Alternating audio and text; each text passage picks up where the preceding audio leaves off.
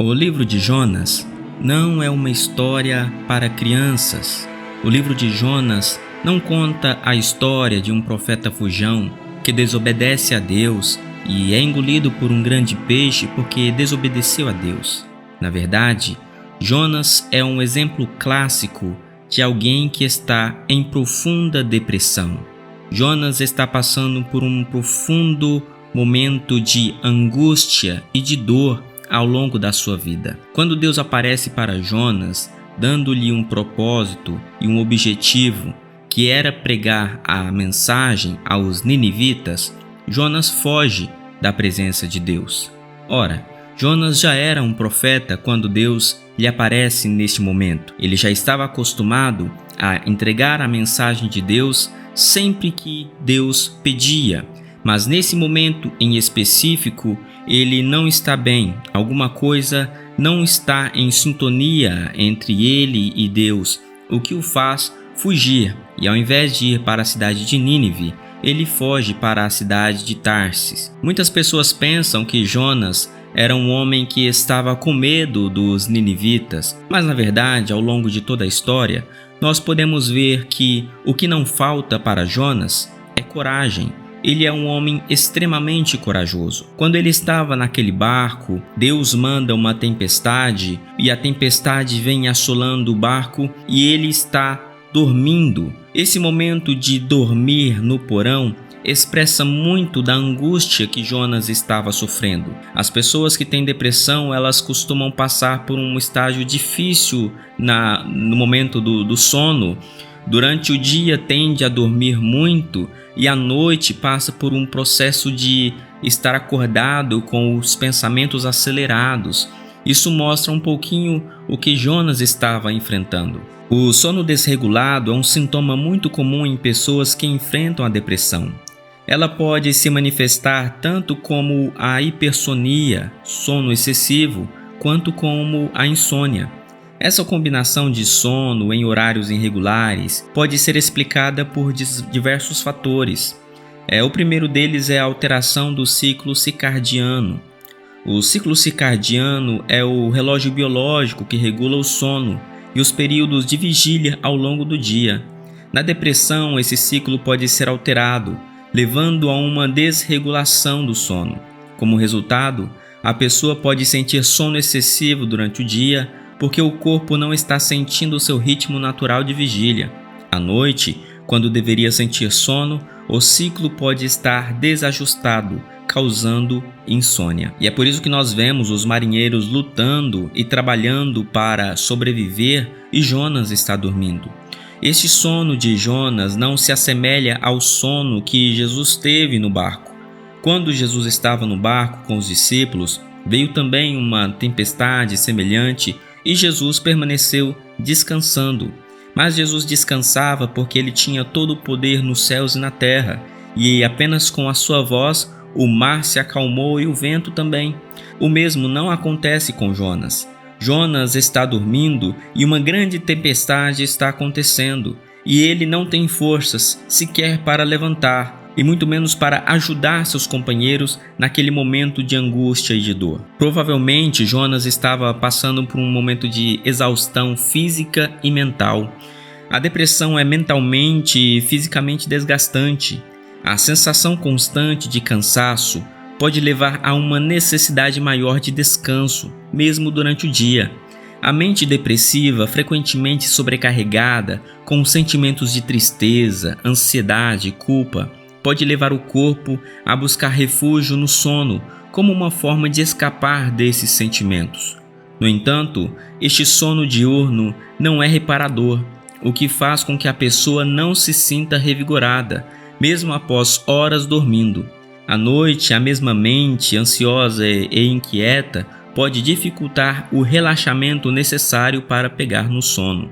A depressão está associada a desequilíbrios de neurotransmissores, como a serotonina, dopamina e noradrenalina, que têm um papel importante na regulação do humor e do sono. A falta de serotonina, por exemplo, pode afetar tanto o humor quanto a capacidade de adormecer e manter um sono reparador.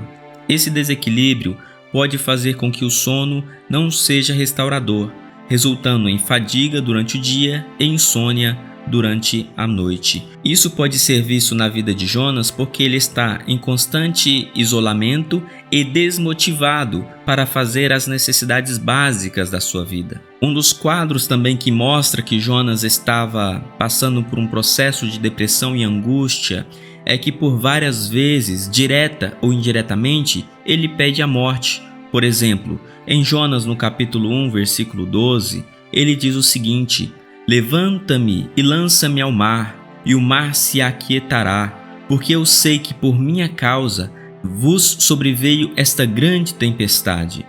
Ora, ele não sabia que era por causa dele, e se mesmo que fosse como aconteceu por causa dele, ele não haveria as garantias de que ele sendo lançado ao mar, a ira de Deus ia se aplacar.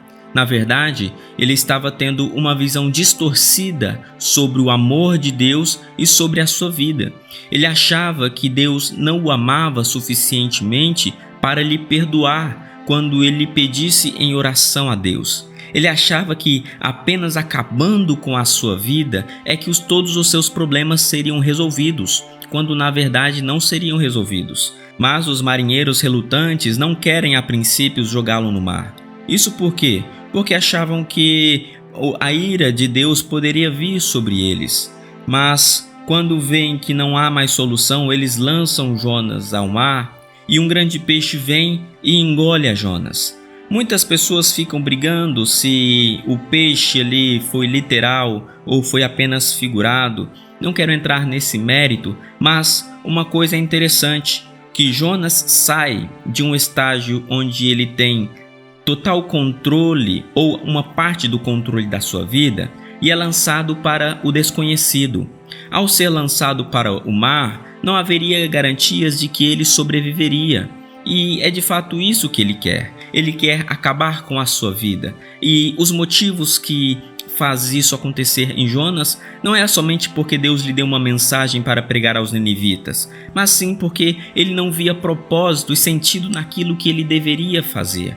E quando ele é engolido por aquele peixe, muitas pessoas pensam que o peixe veio para punir a Jonas. Mas na verdade, aquele peixe veio para salvar a Jonas. E quando aquele peixe engole, Jonas é salvo. E ao invés de morrer afogado, ele passa por um estágio de preparação para depois sair daquele grande peixe transformado como uma pessoa diferente.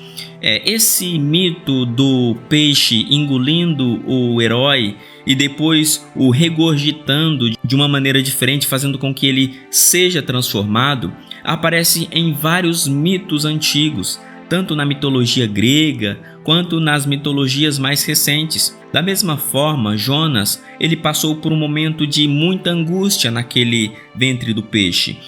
Ele mesmo diz que é como se ele estivesse dentro do inferno. E depois de 3 dias e 3 noites, ele recita um salmo, o salmo muito lindo que está no capítulo 2 do seu livro. E naquele salmo ele clama a Deus para que novamente Deus lhe dê a oportunidade para que ele veja o templo do Senhor, para que novamente ele ofereça sacrifícios a Deus, para que novamente ele adore a Deus como antes ele fazia. Veja que aquele momento Jonas ele tem um propósito, ele encontra um propósito novamente na sua vida. E antes a vida que não tinha sentido, agora tem sentido. Por quê? Porque Jonas vê o mundo de outra forma. E as coisas que antes ele não tinha mais prazer na sua vida, agora ele tem. Agora ele deseja estar na casa de Deus. Agora ele deseja fazer as coisas diferentes. Por quê? Porque ele foi transformado. O peixe na vida de Jonas não foi para matá-lo, foi para transformá-lo, foi para salvá-lo. Da mesma forma, nós enfrentamos peixes na nossa vida, momentos como um grande inferno, que nós não sabemos o porquê nós estamos passando por aquilo, mas pode ter certeza que essas situações não são para nos matar. O grande peixe não vem para nos devorar, e sim para nos salvar. Deus envia essas provações exatamente porque Ele nos ama e não nos quer ver naquela situação. Obviamente, havia outros profetas que Deus poderia usar. Obviamente, havia homens e mulheres que Deus poderia mandar para pregar aos ninivitas. Mas Deus quer usar a Jonas. Deus quer fazer com que Jonas saia daquele estágio em que ele se encontra. A mensagem central do livro de Jonas não são os ninivitas, não são os marinheiros e também não é o grande peixe. A grande mensagem de Jonas, é a restauração pela qual Jonas passa desde o momento em que Deus o chama até o momento em que ele cumpre o propósito que Deus dá para ele. Então você pode, da mesma forma que Jonas, aplicar isso na sua vida. Deus às vezes te dá um propósito, algo para você fazer, que você não vê sentido, que você não vê propósito, mas que você precisa fazer para que você se conecte novamente ao seu propósito, para que você se conecte novamente a Deus. E ter essa clareza é algo que nós precisamos ter para que nós possamos avançar na nossa vida e também na nossa própria interpretação de quem nós somos e de quem Deus é em nós. Em Jonas, no capítulo 2, versículo 2, ele diz: "Na minha angústia clamei ao Senhor, e ele me respondeu. Do ventre do inferno gritei, e tu ouvistes a minha voz." Jonas, então, quando ele é regurgitado na areia, ele vai até aos ninivitas e ali ele prega a mensagem do Senhor àquele povo que era o inimigo de Israel. E quando ele prega a mensagem do Senhor, Deus abençoa aquela cidade e aquele povo se arrepende, e mais de 120.000 homens, fora as mulheres e as crianças, são abençoados e são poupados a sua vida. E mesmo que Jonas depois senta num monte e olha, querendo ver a destruição daquela cidade, Deus diz para ele assim: "Você ainda não entendeu. O propósito que eu tenho para ti é para que as outras vidas sejam abençoadas, é para que outras pessoas sejam abençoadas." E às vezes é isso que nós precisamos ter na nossa vida também. Nós precisamos olhar para nós, não apenas como o objetivo de que nós somos o centro dos propósitos de Deus, mas através de nossas vidas, outras pessoas precisam ser alcançadas. Você pode ver que por onde Jonas passou, ele deixou um lastro de bênçãos e não de maldição. Os marinheiros que lançaram Jonas no mar, eles foram abençoados ao ponto de se converter ao Deus de Israel e oferecer sacrifícios perpetuamente a Deus. Da mesma forma, a cidade de Nínive foi abençoada e foi salva através da vida de Jonas. E Jonas não compreendeu isso. E talvez você não está compreendendo porque você está achando que a sua vida deve ser o centro de todas as ações e todas as benesses de Deus. Mas talvez Deus queira te fazer ser um canal de bênçãos para alcançar outras pessoas. Então nós podemos dizer que o livro de Jonas é um livro que fala sobre perdão.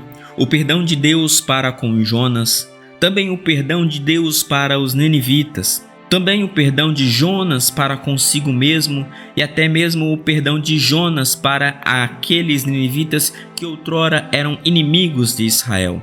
Muitas vezes tomamos atitudes erradas, exatamente porque não temos uma compreensão correta de Deus.